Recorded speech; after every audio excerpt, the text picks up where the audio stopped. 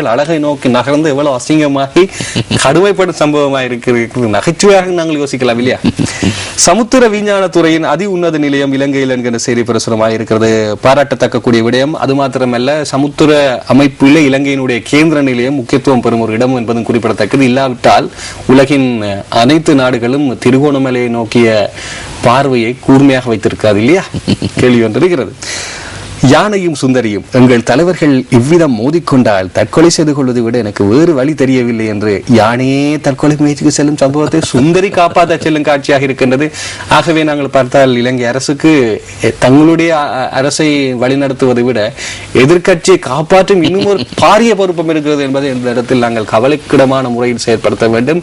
எப்போதும் எதிர்கட்சி வலுவிழந்த நிலையில் ஜனநாயகம் ஆரோக்கியமாக இருக்காது. உலகின் உன்னதமான நாடுகள் எல்லாம் எதிர்கட்சி மிகவும் பலம் வாய்ந்ததாக இருக்கும் போதுதான் ஜனநாயகம் மிகச் சிறப்பாக தனது செயலை ஆற்றிக் கொண்டிருக்கும் என்பதை இந்த இடத்தில் நாங்கள் ஞாபகப்படுத்த வேண்டும். கற்றோர் அறிந்து கொள்ளக்கூடிய ஒரு சொற்பதம் நான் பிரயோகித்தேன். அடுத்து நாங்கள் செல்லலாம் யாழ் தினக்குரல் பத்திரிகையினுடைய செய்திகளுக்கு. உச்சி மாநாட்டு வேளையில் உலகின் கவனத்தை திருப்ப பாரிய முயற்சி, தொடர் கவனியின போராட்டங்களுக்கு தமிழ் கூட்டமைப்பு ஏற்பாடு என்கின்ற செய்தி. வலிகாமம் வடக்கு வீடுகள் இடிப்பு விவகாரம், நீதிமன்றத்தில் மனு தாக்கல்களுக்கு முஸ்தீபு, இலங்கை சட்டத்தரணிகள் சங்கம் தீர்மானம். வடக்கு கல்விக்கு ஒதுக்கப்பட்ட 400 மில்லியன் ரூபாய் நிதி திரும்புகிறது. வடமாகாண சபைக்கு விழுந்த முதலடி இது. மட்டக்களப்பில் இருந்து கிளிநொச்சிக்கு ரயில் சேவை ஆரம்பிக்குமாறு கோரிக்கை. ஊடகவியலாளர்களுக்கு எதிராக சூனிய வேட்டை.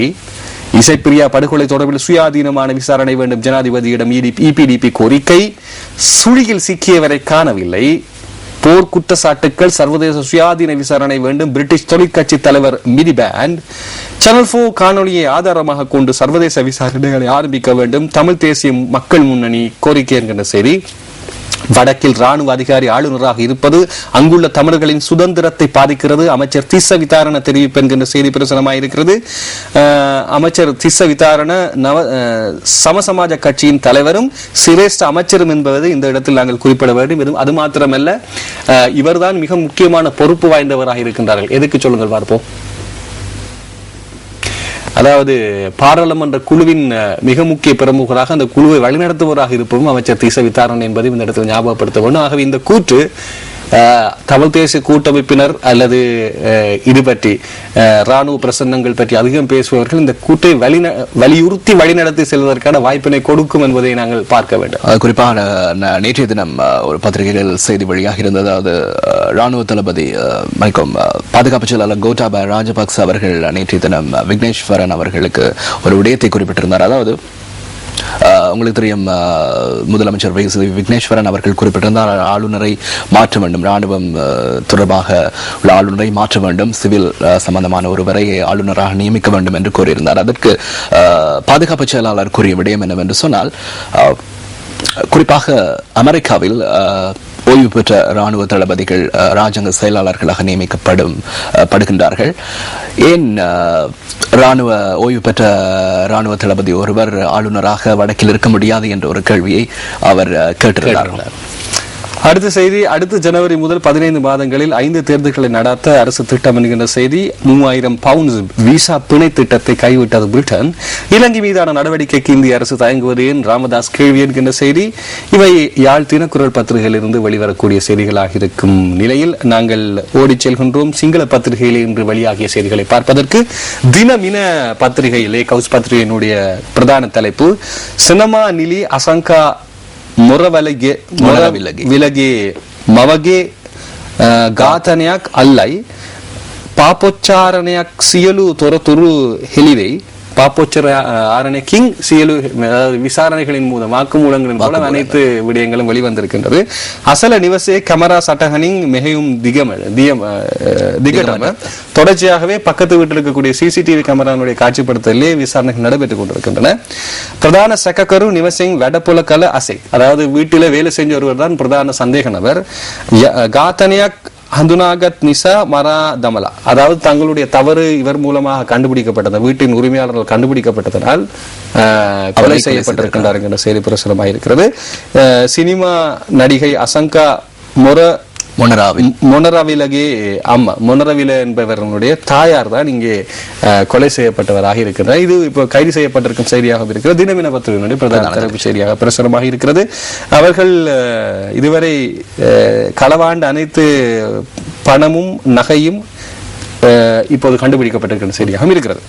அது பத்திரிகையுடைய செய்தி மகனுர்வேதி கோட்டிපති පිරිසක් වශයෙන් පොලිස් සැකකරක් සරයන්ට පහර දීමේ සිද්ධිය අතම් උසස් පොලිස් නිලධාරීන් සිද්ධිය යට ගන්න හදලා 24ක වසරක් පොලිසි සේවයේ අප්‍රසන්න වුණා.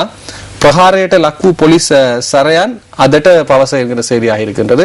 அதாவது சாதாரணமான போலீஸ் அதிகாரிகள் சிலவற்றை மிக கோடீஸ்வர வர்த்தகனுடைய குழு ஒன்று தாக்கி இருக்கின்றது. இது மேலதிகமாக போலீஸுக்கு செல்லும் போது அங்கே சிரேஷ்ட நிலையில் இருக்கக்கூடியவர் அதனை அப்படி அமர்த்தி வைக்கிறதுக்கு முயற்சி செய்திருக்கின்றார்.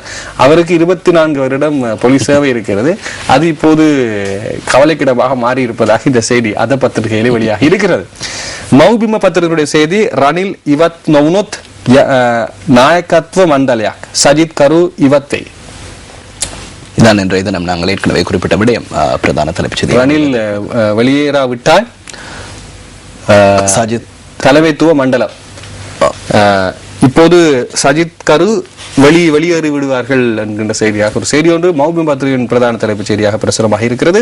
திவைன பத்திரிகையுடைய பிரதான தலைப்புச் செய்தி எக்ஸா ஜாතික පස්ස නායකත්වය මණ්ඩලයට නියෝජිතයෝ 9 දෙනෙක් අවසන් තීන්දුව අද 9 பேர் இந்த தலைமைத்துவ பீடத்திற்குள் உள்ளடக்கப்பட்டிருக்கிறார்கள். இன்று இறுதி தீர்மானம் என்கின்ற செய்தி பிரசுரமாக ஐக்கிய தேசிய கட்சியினுடையது. அதே நேரத்தில் லங்காதீப பத்திரிகையினுடைய பிரதான தலைப்பு பென்தொட ප්‍රදේශීය සභාපතිගේ හොර ගල් කොරිය වටලයි යන්ත්‍ර උපකරණ සමග දෙදෙනෙක් අත්අඩංගුව என்கிற செய்தியாக இருக்கிறது. கல்குவாரி ஒன்று பென்தொட்ட பிரதேச சபை தலைவரினுடையது இப்போது முற்றுகையிடப்பட்டிருக்கின்றது.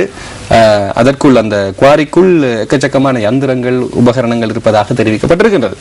විවිධ පත්‍රිකේනුடைய செய்தி වසර 3මාරකට පෙර වෙඩි තබා සිදු කළ නිට්ටම්බුවේ ව්‍යාපාරිකයා ඝාතනයට பிரதேசிய சபா மந்திரி ඇතුළු 6ක් දැලේ. இலங்கையில் அதிகப்படியான குற்ற செயல்களுக்கு பிரதேச சபை தலைவர்கள் தான் அல்லது உறுப்பினர்கள் தான் காரணமாக இருக்கின்றார்கள். தொடர்ச்சியாக திட்டத்தலைவாக அப்ப கொலைக்காரர்களையும் கொள்ளைக்காரர்களையும் தான் மக்களும் பிரதேச சபை என்ற உள்ளூராட்சியினுடைய ஆரம்பம். இது ஒரு கவலைக்கிடமான எதிர்காலம் எங்கே போகிறது செய்தியாக இருக்கின்றது.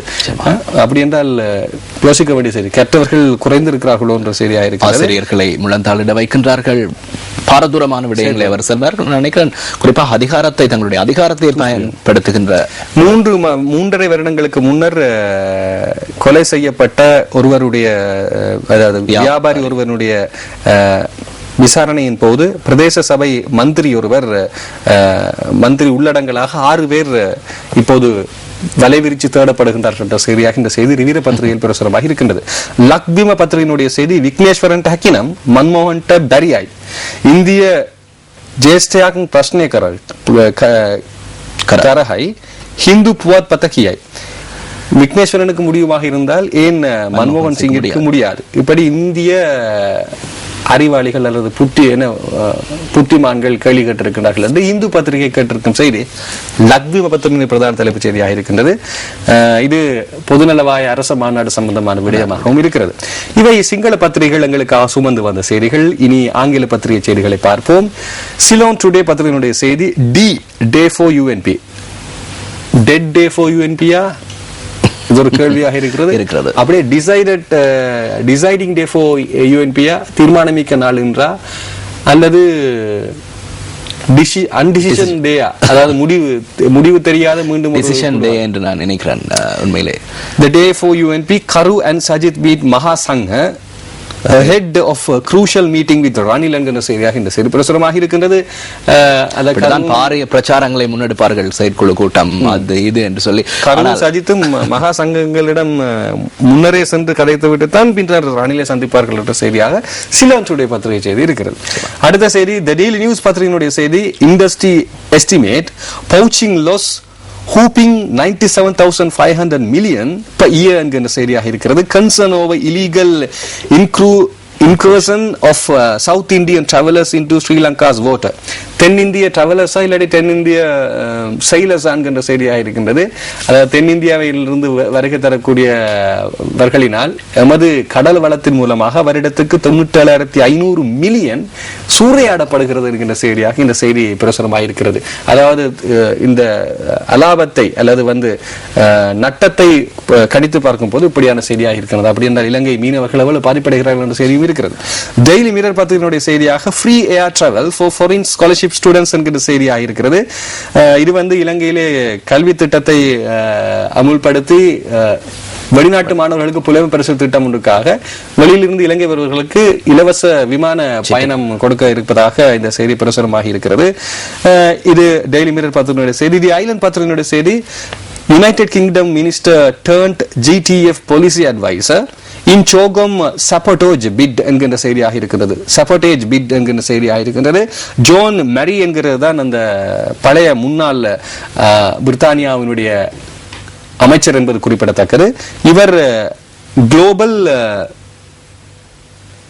நாங்கள் சொல்ல தமிழ் ஃபோரம், அதாவது சர்வதேச தமிழ் குழுவிற்கு அல்லது அமைப்புக்கு இலங்கையின் சோகம், அதாவது இலங்கையினுடைய பொதுநலவாய அரசு தலைவர்கள் மாநாட்டை புறக்கணிக்கும் செயற்பாடுகளுக்கு இணைப்பாக அவரை வர்த்தகத்தில் ஈடுபடுத்தியிருப்பதாக தி ஐலண்ட் பத்திரிகை ஒரு செய்தி பிரசுரமாக இருக்கிறது. தமிழ், ஆங்கில, சிங்கள பத்திரிகைகளை முரண்பட்ட கொண்ட இனம் சார்ந்த தலைப்புகள் தான் இன்று வரை பேசப்படுகின்றன. இணக்கப்பாட்டுக்கான விடயம் அல்ல. அரசியல்வாதிகளும் அந்த இனம் சார்ந்த விடயங்களை தான் பேசிக்கொண்டும் இருக்கிறார்கள். ஆனால் ஒரு தாய் எப்போதும் பிரிவடைந்து கொண்டே இருக்கின்றால் கவலையாக இருக்கிறது. அந்த தாய் நாங்கள் எல்லோரும் பிறந்த இலங்கை தாய். இந்த கவலைக்கிடமான செய்தியை கொடுத்து அந்த இலங்கை தாயை உயிர்ப்பிப்பதற்கு நாம் இளைஞர்கள் தான் முன் வர வேண்டும். ஏனென்றால் நமக்குத்தான் எந்த ஒரு கடப்பாட்டு பொருளும் கொண்ட எண்ணம் இல்லை. நமக்குத்தான் இணைப்பு என்கின்ற ஒரே ஒரு பொருள் இருக்கின்றது. இலங்கையில் இளைஞர்கள் இணைந்த எல்லா இடங்களிலும் இன மத பேதமின்றி எல்லோரும் ஒன்றாகத்தான் இருக்கின்றார்கள். இளைஞர்கள் நினைத்தால் இந்த தாயை இன்னும் நாங்கள் ஆஸ்வாசப்படுத்தலாம். அதே போன்றுதான் எம்டிவி எம்பிசி ஊடக வலையமைப்பும் வடக்கிலிருந்து தெற்கை இணைக்கும் பாரி ஒரு சேவையை முன்னெடுத்திருந்தது. எனவே எம்டிவி எம்பிசி ஊடக வலையமைப்பையும் இந்த சந்தர்ப்பத்தில் நாங்கள் ஞாபகப்படுத்த வேண்டும். சரியான இடத்தில் ஞாபகப்படுத்துகிறீர்கள். இளைஞர்களினுடைய இணைப்பாகவும் அந்த தீப்பந்தங்களும் கொடிகளும் ஏற்றப்பட்டதை நாங்கள் மீண்டும் ஞாபகப்படுத்திக் கொண்டு நன்றி ஜெஃப்ரி ஜெபதாசன் எங்களோடு இந்த தகவல்களை வழங்கியமைக்கு நன்றி கஜமுகன். மீண்டும் நாளைய தினம் பிரஸ் ரிலீஸ் நிகழ்ச்சியில் சந்திக்க வரை விடைபெற்று செல்லும் நான் கனிவன் போடு கஜமுகன். வணக்கம் நேர்களே.